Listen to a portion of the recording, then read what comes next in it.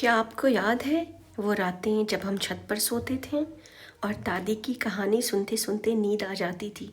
आज वही कहानी फिर से ज़िंदा करते हैं। सुबह की पहली किरण जैसे ही कच्चे दीवारों पर पड़ती, अम्मी आंगन में झाड़ू लगाती, चूल्हे में लकड़ियाँ सुलगती, धुएं में रोटी और मिट्टी की मिली जुली खुशबू।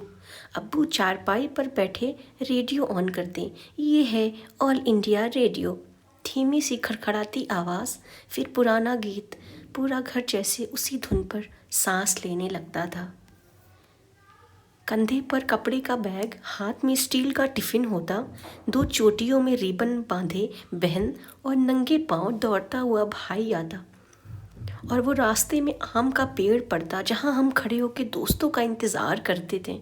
कभी पढ़ाई से ज़्यादा रास्ते की मस्ती याद रहती थी। दोपहर में दादी खटिए पर पंखा झलती, आम के अचार की खुशबू, छत से आती धूप की धारियाँ, और हम सब कभी लूडो, कभी सांप सीढ़ी, कभी बस दादी की कहानी सुनते सुनते ही सो जाते थे। जैसे ही सूरज ढलता, गली में शोर गूंजता, गिल्ली डंडा, कंचे, लंगड़ी टांग। किसी के पास घड़ी नहीं थी, मगर जैसे ही अम्मी की आवाज़ आती, घर आ जाओ, सबकी दौड़ एक साथ शुरू होती। रात होते ही घर के कोने में रखा एक छोटा सा टीवी, जिस पर सिर्फ एक चैनल आता था, दूरदर्शन। एंटीना सीधा करने के लिए छत पर चढ़ना पड़ता। नीचे से आवाज़ आती, हाँ अब साफ दिख रहा है। पूरा परिवार एक साथ बैठकर सीरियल देखता। कोई मोबाइल नहीं, कोई अलग कमरा नहीं, सिर्फ एक साथ बैठने की खुशी होती थी।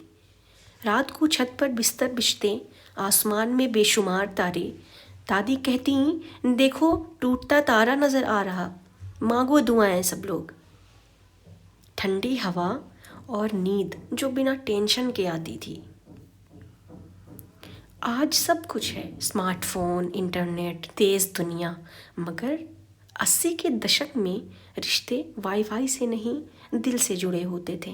वो सादगी, वो अपनापन, वो हम वाली फीलिंग शायद अब सिर्फ यादों में ही रह गई है।